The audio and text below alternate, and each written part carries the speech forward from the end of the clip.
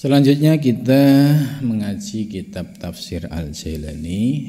Malam ini sudah sampai pada surat At-Taubah ayat 81, 82, 83. A'udzu billahi minasyaitonir rajim. Bismillahirrahmanirrahim.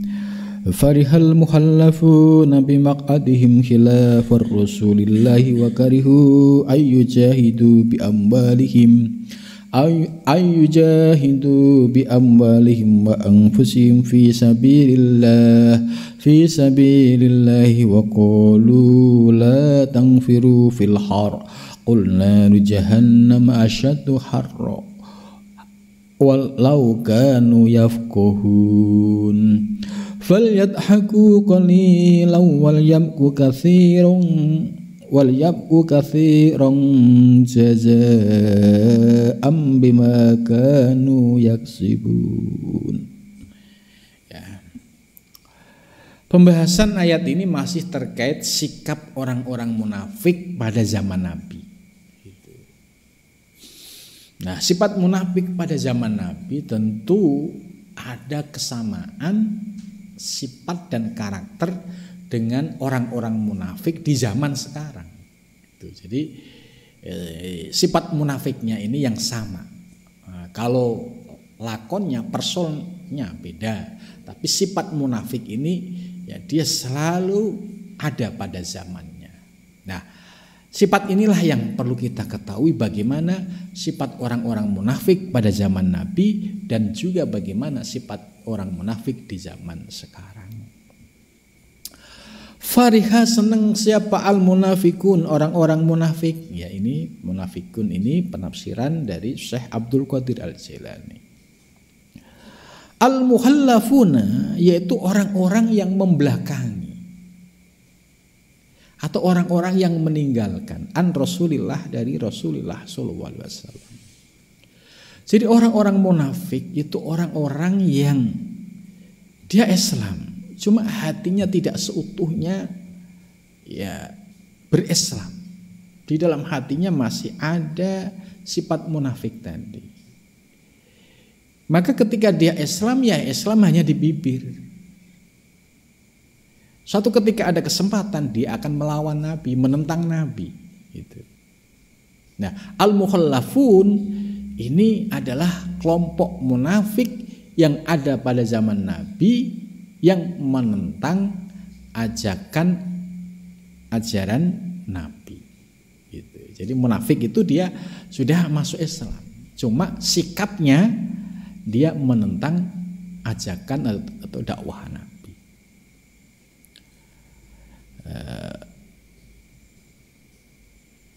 An Rasulillah al-mutahallafun amri, mereka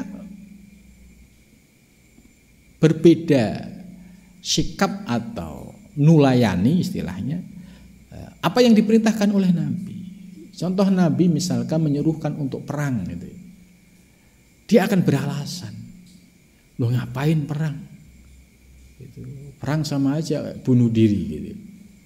Jadi dia punya pikiran yang sudah negatif. Jadi tidak ada sami'na wa ta'na. Ya, ini ayat ini terkait dengan peristiwa perang Tabuk, ila ghazwati Tabuk. Bimak adihim, ya, dia tetap pada posisi tempat duduknya. Ai bimakani qu'udihim. Jadi maksudnya disuruh perang dia tidak berangkat, ya, dia tetap dalam posisi ngobrol-ngobrol, kongko-kongko sama grupnya, ya. Sementara umat Islam yang lain ya mengikuti apa yang diinstruksikan oleh Nabi untuk jihad, untuk perang, yaitu perang Tabuk.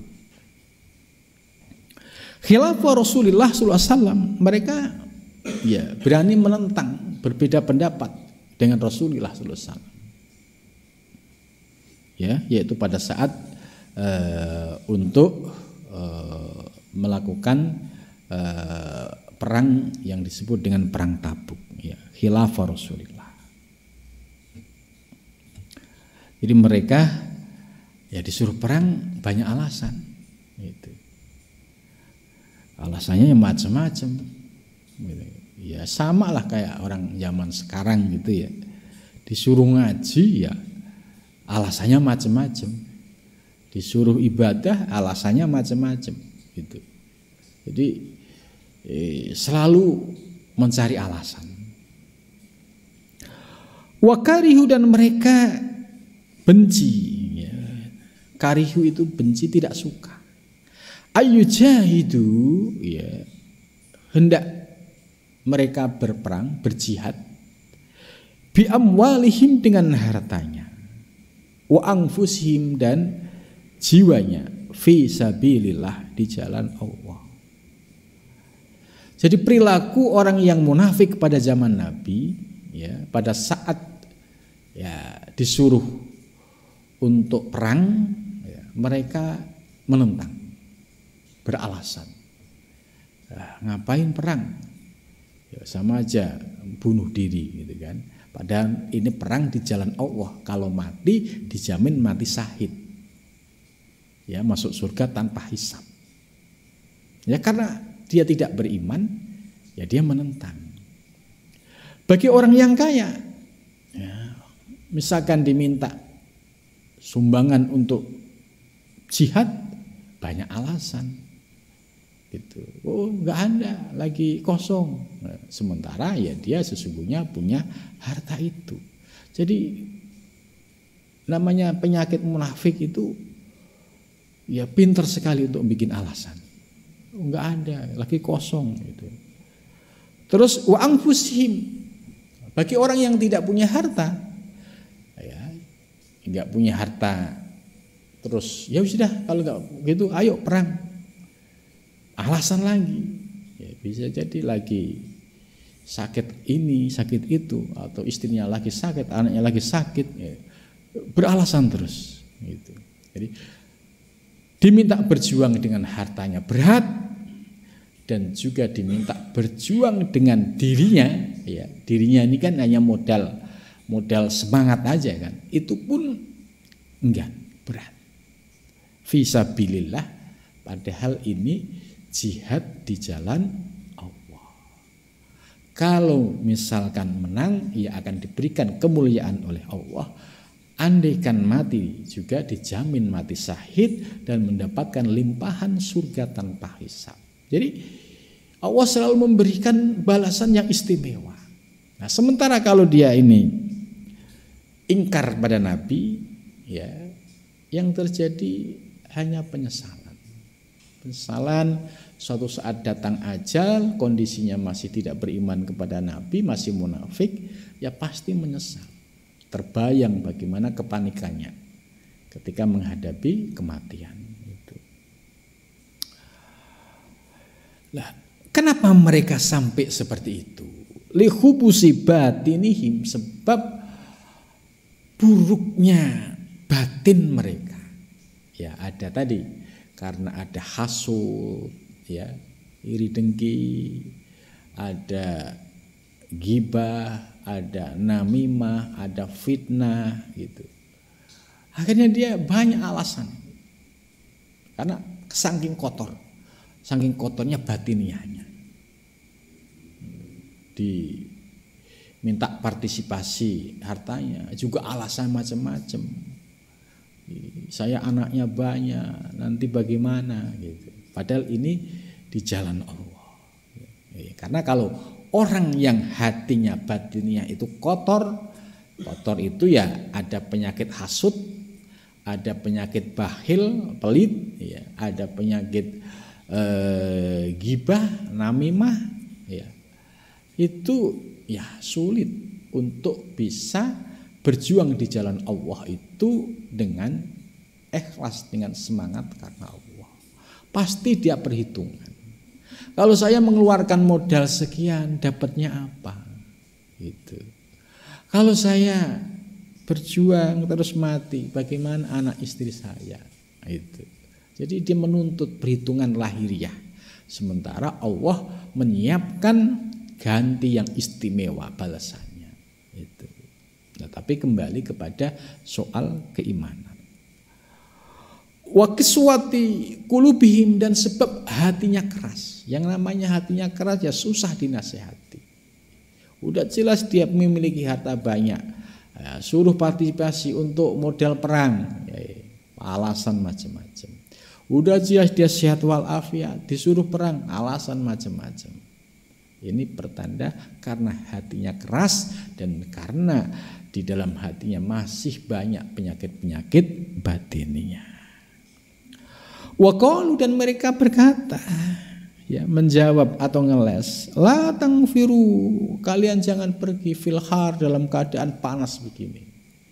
Jadi ini salah satu alasannya ketika diajak untuk perang Tabuk, la tangfiru fil har, jangan berangkatlah, ini kan lagi panas, lagi musim panas itu. Aila tujahidu, jangan kalian jihad, wala tuqatilu, dan jangan kalian perang fis soifi, ya, pada saat musim panas, hatta la tad'afu antum wa mawasikum itu. Jadi kalau perang di saat ya sedang musim panas, yaitu ya bagaimana penderitaan ya di lapangan itu, karena terik matahari yang cukup panas, dan ini sudah kebayang dulu mereka, sehingga dibuat alasan. Terus dijawab oleh ayat ini, karena kalau alasan dia itu takut panas, dijawab oleh ayat berikutnya, kul, katakanlah wahai Muhammad, sampaikan wahai Muhammad, naru jahannam, neraka jahannam, asyaddu harron, itu lebih banget panasnya itu.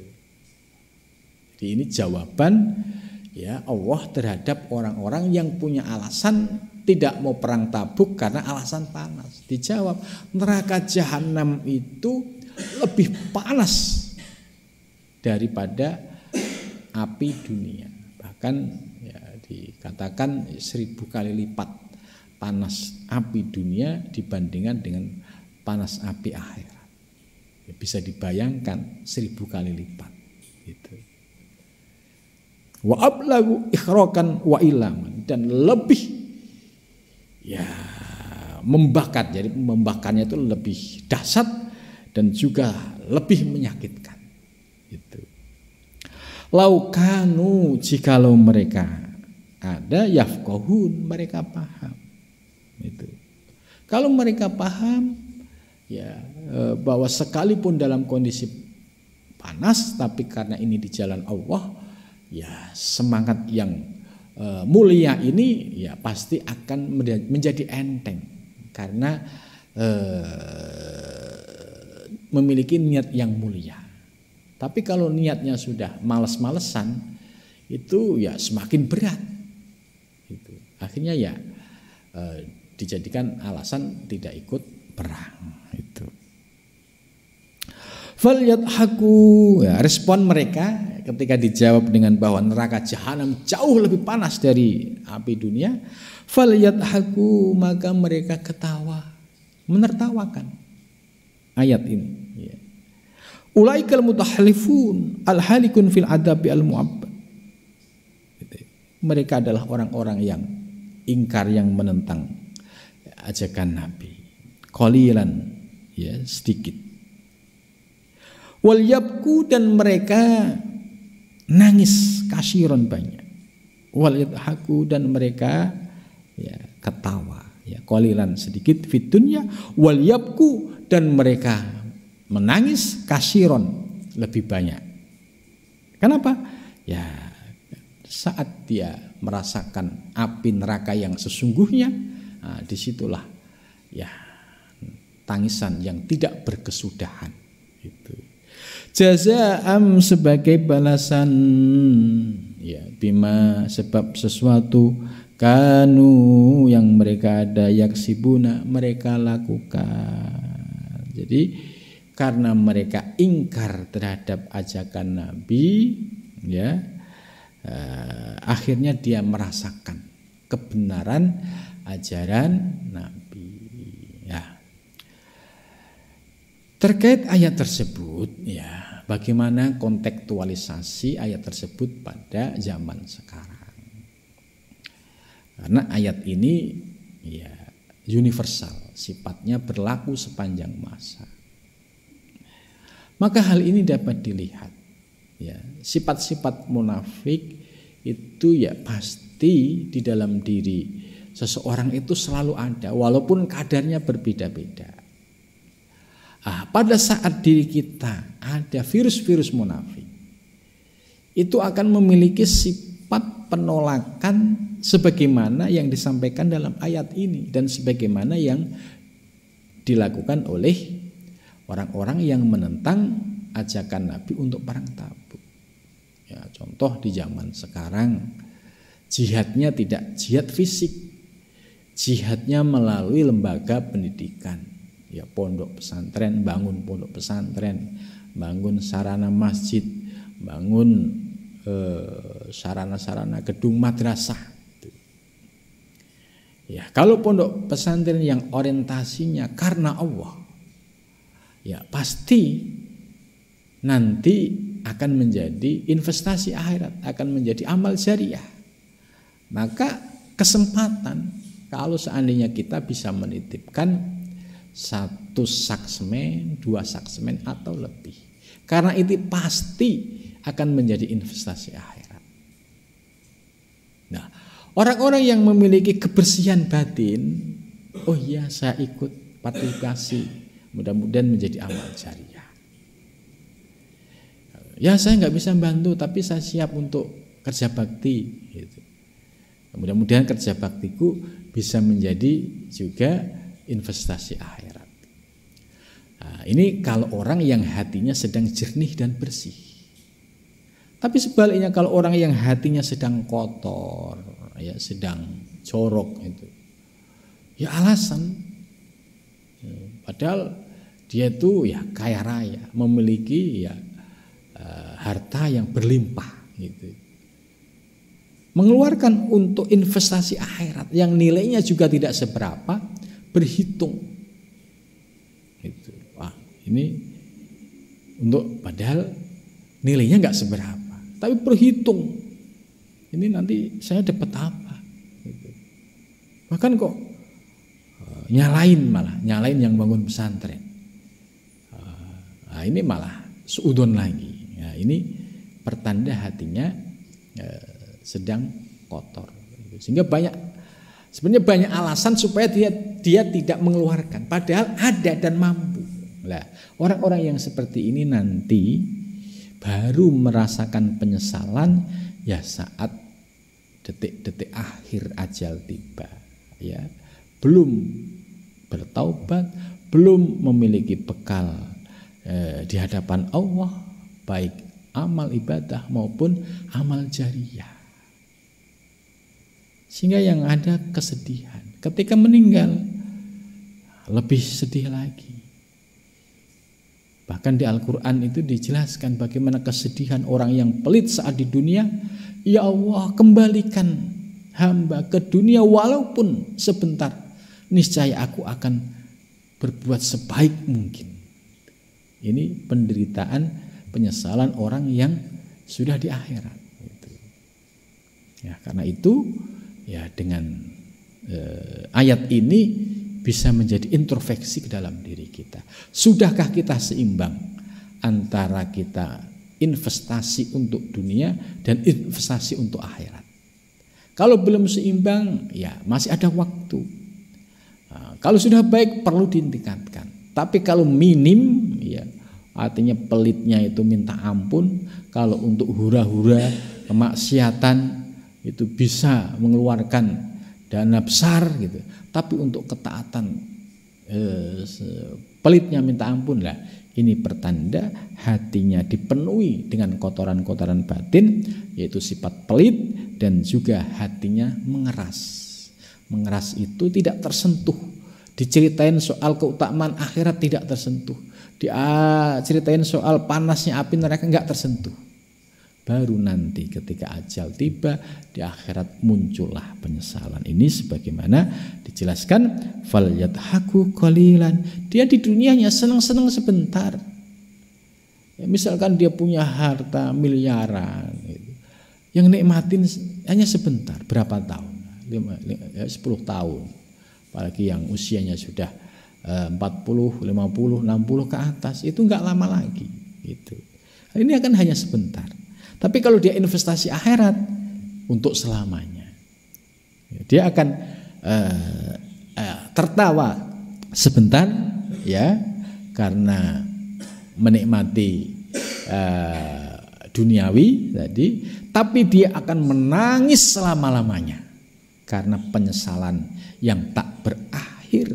Kenapa dulu waktu saya ada yang nawarin nyumbang semen kok nggak mau? Padahal itu jelas untuk masjid, untuk musola, untuk pesantren. Itu. Nah, penyesalan-penyesalan ini ya jangan sampai terjadi. Kita sudah diberikan informasi oleh ayat ini, jangan sampai kita jatuh ya sebagaimana orang-orang terdahulu ya. Jazaa'an bima kanu yaksibun.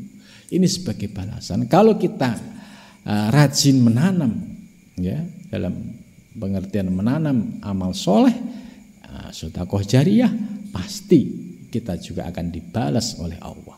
Tapi kalau seandainya kita tidak punya amal, tidak punya investasi akhirat, ya kita tidak akan mendapatkan balasan apa-apa ya. Fa in raja'aka Allah ila ta'ifatin wa huwa lam bisawab. Kita lanjutkan minggu yang akan datang. Mudah-mudahan dengan pengajian ini ya dapat menambah ilmu dan dapat melembutkan hati kita. Amin ya rabbal alamin.